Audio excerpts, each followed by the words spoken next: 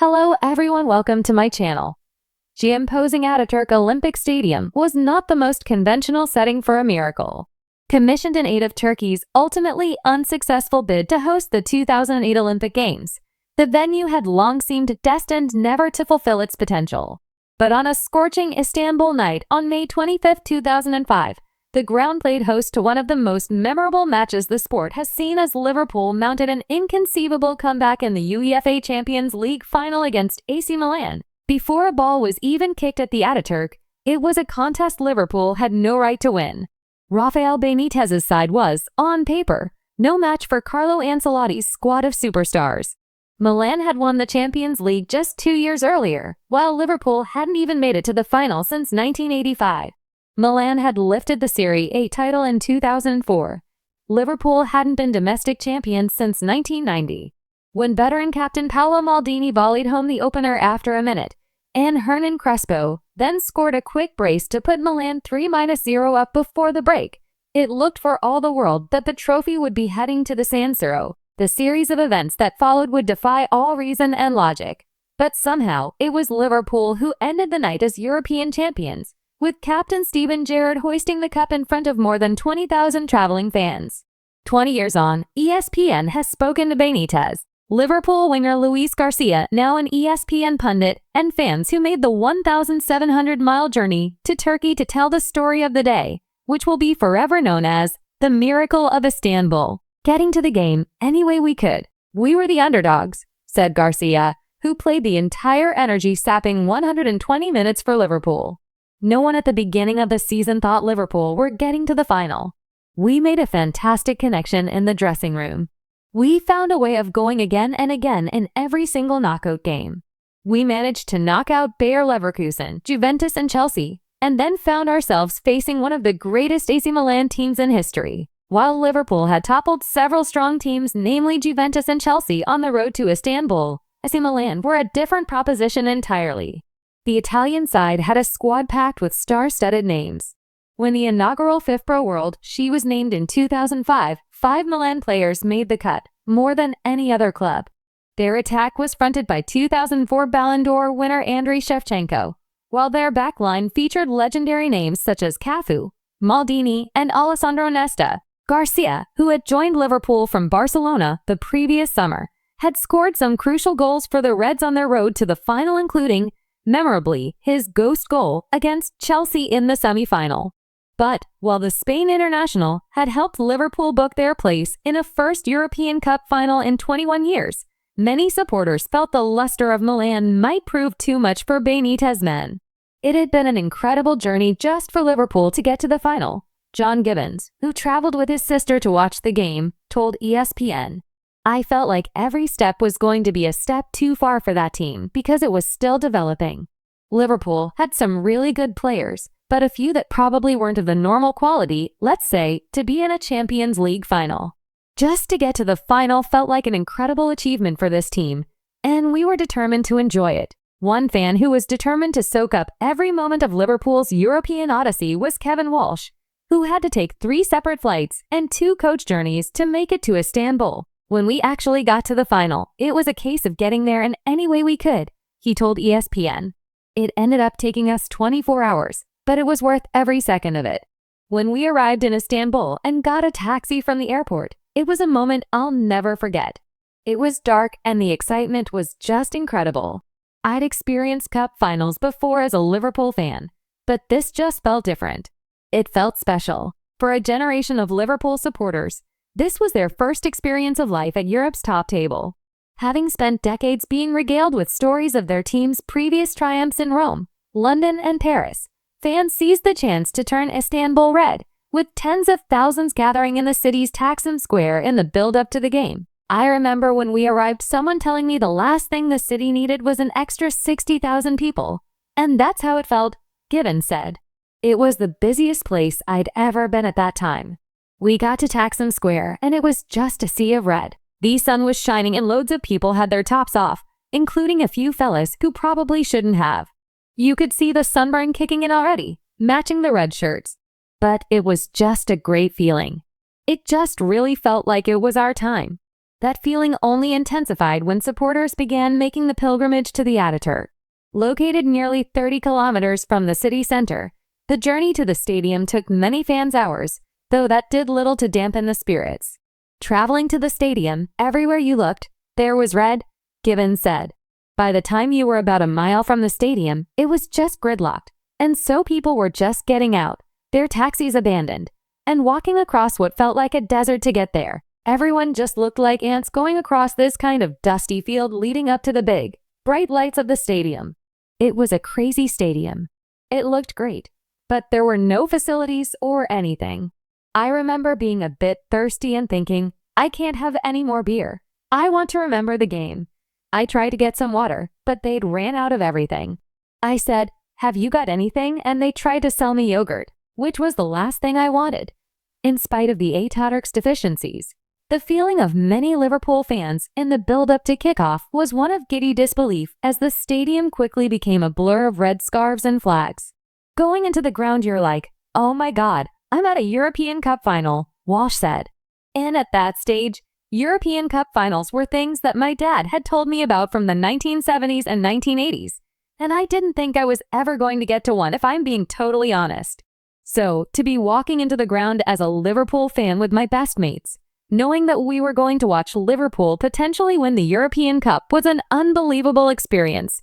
First half horror. If Liverpool fans were on cloud 9 before kickoff, it took only 50 seconds of match action for them to be brought firmly back down to earth, with Milan captain Maldini volleying in the opener from an Andrea Pirlo free kick. You've been working for 9 months to get ready for a game like this one, Garcia told ESPN.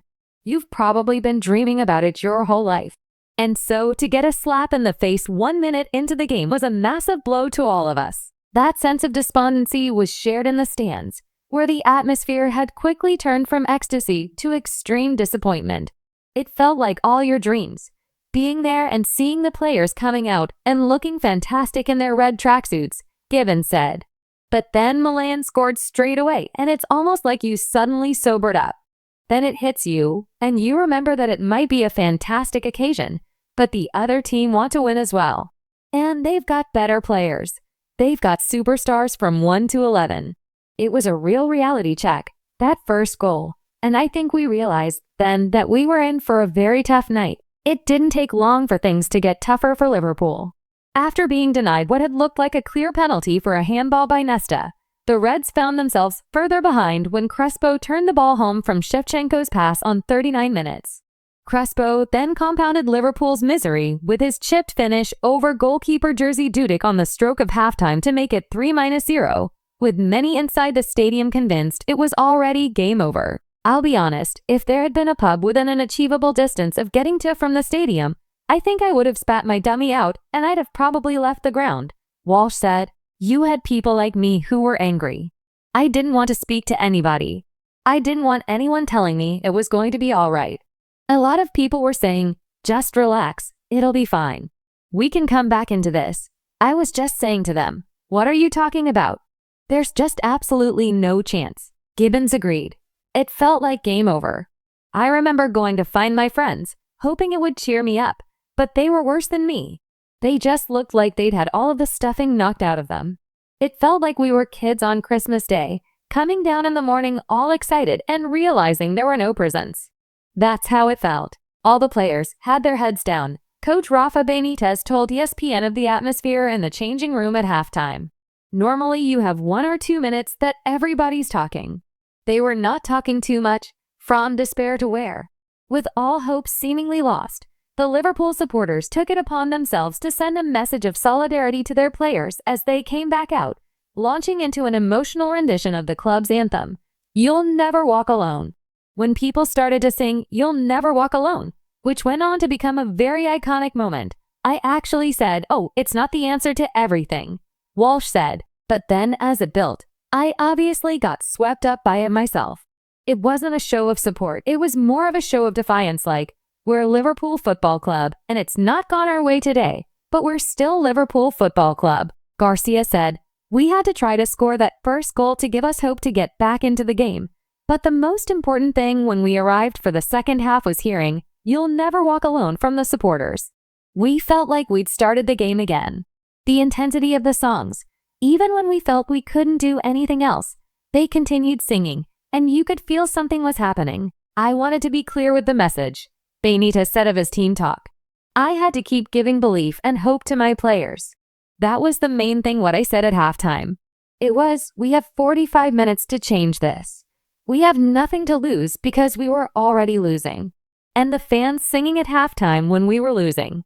I think it's something that you haven't seen for any other team or in any other final. Benitez added, you try to pass the right message as a leader.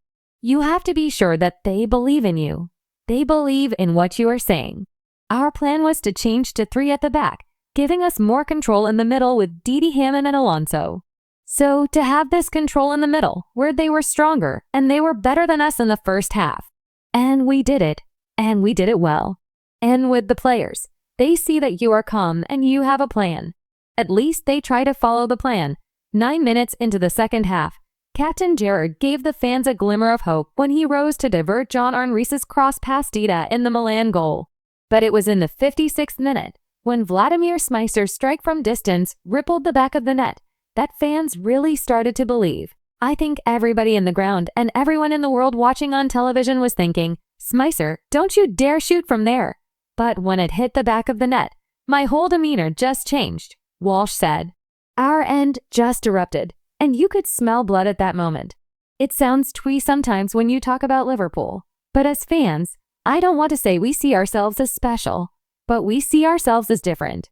And in that moment, you just have the collective feeling of, oh my God, if there's any team in the world that could actually do this, it's us. And it might be on. 4 minutes later, the comeback was complete courtesy of midfielder Xabi Alonso, who scored the rebound to make it 3-3 after his penalty awarded for a foul on Gerrard by Gennaro Gattuso was initially saved by Dida. Xabi's awareness and focus was fantastic, Garcia said. He reacted so quickly and managed to put the ball into the net. As you can imagine, the thought for ourselves was to run and celebrate and to release all that tension and pressure that we felt during the game. Walsh agreed. That moment was pandemonium. I've been in some unbelievable ends for Liverpool finals. I've celebrated some massive goals with some crazy celebrations, but you would have to go a long, long way to beat that feeling. We have to score a goal. That was the message at halftime, Benitez said. If we score a goal, we'll be back into the game. And we didn't. We scored 3 goals in a few minutes, so that was even better. The main thing was to score the first goal to have the players believing that they could change the game. Dudik's extra time feats. Though Liverpool had been in the ascendancy, it was Milan who had the better chances after Alonso's equalizer, with interventions from defenders Jimmy Traore and Jamie Carragher forcing the game into extra time. I remember feeling exhausted because it had been such a long day, Gibbons said. We'd been on the very first flight out of Liverpool, John Lennon Airport. We were probably up at 5 o'clock in the morning, and then we'd been drinking all day in the sunshine and probably not having enough to eat. And then you're watching that game, and you're going through the ringer, kicking every ball and feeling all the range of emotions. And so, by the time we got to extra time, I remember just thinking, I'm so tired. It was almost surreal. And we were all trying to piece together what we'd just seen because I'd never really seen anything like it. You just hoped there was one more twist in the tale and they could get some energy from somewhere and go on to win it. Both teams had chances to snatch the victory, but it was Liverpool goalkeeper Dudik who delivered the defining moment of the additional 30 minutes with his inexplicable double save to deny Shevchenko from close range in the 117th minute. I've had the opportunity to talk with Jersey many times about that save, and I always ask him, how did you manage it? Garcia said. Not even he knows how he managed to do it. The first save, of course, was fantastic, but the second one was a miracle. And we needed a miracle to win that game. Among the fans, too, Dudik's save helped to instill further belief that it might well just be Liverpool's night. That is one of the moments that I'll never forget as a Liverpool fan, Walsh said. I play in goal myself. I have done since I was a kid. And when Shevchenko strikes that, you think it's a goal. He's the best striker in the world. 3 yards out, and it's guaranteed to be a goal. But then Dudik makes the first save, and he somehow just sticks his hand out, and the second goes over the bar. I'm not one for saying our name is on the cup, but at that moment, there was only one team that was going to win it, You couldn't write this story. Having already made himself the standout, Dudek further enhanced his legendary status at Anfield with a memorable performance in the penalty shootout, deploying a host of distraction tactics, including mimicking Bruce Grobbelaar's spaghetti legs from the 1984 European Cup final against AS Roma in Rome. Dudek's antics had the desired effect, with Brazil international Serginho ballooning his effort over the bar before saves from Pirlo and Shevchenko ensured the European Cup would be returning to Liverpool. The shootout score ending 3-2 to the Premier League team. The Milan players looked like they were walking to the guillotine because they had everything to lose, Gibbons said. And so as soon as Serginho misses, I'm like, we've won it. We've won it here. They looked done, and we looked so confident. When Shevchenko missed, I almost had to do a double take really because I hadn't prepared for it at all. I just remember disbelief, and then sinking to my knees and having every last bit of energy go out of me. I remember my sister giving me a hug, and it was just incredible scenes and an amazing feeling to think our team had made history. Walsh added, it was wild. Everyone was hugging and kissing people they'd never seen before and have never seen since. I was there with my best mates to watch us win a European Cup. It was one of the best feelings in my life. It was after midnight by the time the battle-weary Liverpool players made their way up onto the podium to receive their winners' medals. As Gerrard waited to be presented with the greatest prize in club football, he bent down to kiss the trophy, which the Reds would get to keep as it was their 5th triumph in the competition. I am not someone that will be jumping around the pitch, but inside was the feeling of, we have done something great, Benitez said. You could hear the fans. You could feel the atmosphere was amazing. It's something that we are talking about 20 years later because it was the best final ever in terms of emotions. I had all these stories running around in my mind, and so it was incredible to be there, not watching it on a video or hearing them from other people who pull you aside in the pub and tell you about going to Rome in a previous final, Gibbons said. Your team's done it, and you are with all your mates and your family watching it happen. And not just that, but it's the most incredible final of all time. You couldn't write this story. I'll never tire of talking about it. I'll never tire of watching it. I'll never tire of hearing about it. This football club has had some incredible nights, but I'm not sure that'll ever be beaten because it was just absolutely amazing. And I feel so lucky to have been there. For Walsh too, Istanbul will forever be enshrined in the pantheon of great Liverpool nights, with its legend set to live on for generations. I think anybody who says that is not the greatest Champions League final must have at least an Everton shirt, and probably an Everton tattoo, he said.